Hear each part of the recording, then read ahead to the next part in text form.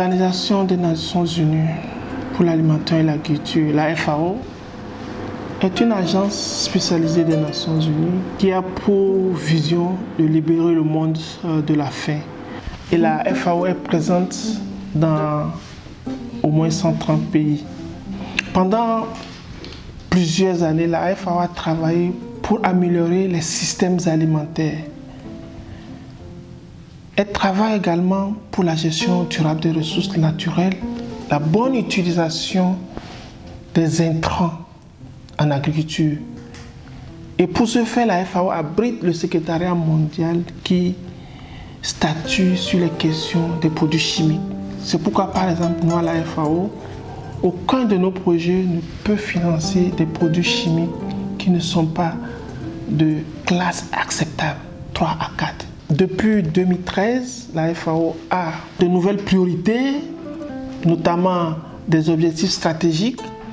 Et présentement, une réforme est en cours pour adapter justement l'intervention de la FAO sur les 10 dernières années des ODD, de la mise en ODD. Et nous avons 4 impacts majeurs que nous voulons avoir les 10 prochaines années. Nous disons Better Life, en français peut-être une meilleure vie, une meilleure santé, une meilleure production et surtout un meilleur support de production, c'est-à-dire l'environnement, la terre. Aujourd'hui, la lutte contre la pauvreté en milieu rural est une priorité de la FAO.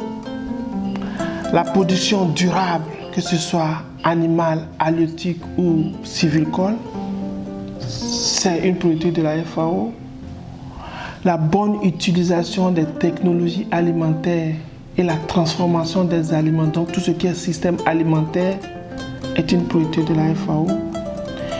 Et comme nous sommes dans un monde de plus en plus avec des instabilités, des urgences, des catastrophes,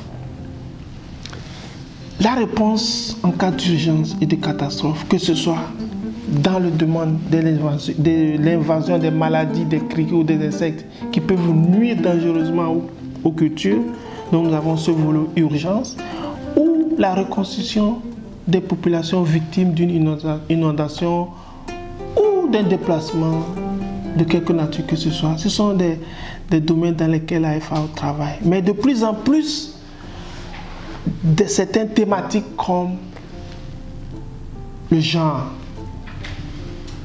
comme les changements climatiques, comme l'emploi des jeunes, comme la digitalisation sont revenus en force dans nos interventions. Présente au Togo et installée en 1980, dans les premières années de la FAO, il fallait aider le Togo à asseoir une recherche agricole, un encadrement agricole, donc la structuration du secteur agricole et commencer les recherches sur les sols.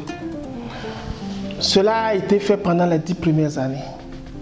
Par la suite, il est apparu des questions de maladies. Il y a eu par le passé toutes ces ranches-là que le Togo a connues, les centres où il y avait beaucoup d'animaux.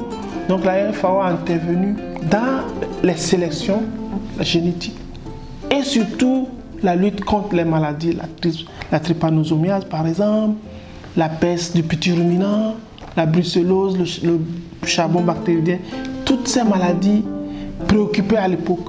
Dans une troisième phase que je peux appeler à partir de 90 par exemple, là nous étions dans des situations où il y a une réforme du secteur agricole avec le PNIASA, le PASA qui sont venus dans les années 2000, tout ça là. Mais avec la situation socio-économique, la FAO devait s'orienter vers les petits producteurs, vers les crises sanitaires et alimentaires. Et c'est véritablement à partir de 2010 que nous avons repris la structuration, la politique agricole, le PNIASA que vous avez connu. Donc, ces 10 dernières années, nous sommes beaucoup plus dans comment mieux positionner la politique agricole, quelles sont les interventions qu'il faut pour que l'agriculture joue véritablement son rôle de poumon de l'économie togolaise. Donc l'intervention de la FAO au Togo a consisté dans tout ce processus-là à accompagner, à apporter de l'expertise là où il le faut. Lorsque l'expertise se trouve n'importe où, la FAO est capable de la faire venir, c'est ça notre rôle. Lorsqu'il y a des connaissances à générer, si on ne l'a pas fait au Togo, on l'aurait déjà fait au Gabon, au Burkina. On peut l'amener et montrer que si on fait comme ça, on peut vite aller. Donc c'est cela notre intervention aux côtés de l'État, aux côtés du gouvernement, et nous disons que nous sommes une agence d'appui technique dans le domaine de l'agriculture, de l'élevage, de la foresterie et de la pêche. En mettant aussi le monde rural au centre, nous nous préoccupons des jeunes, des femmes, de la dégradation des terres, des changements climatiques, de la biodiversité, etc., etc. Vous voyez que c'est une intervention noble, vaste, mais qui se concentre sur le monde rural.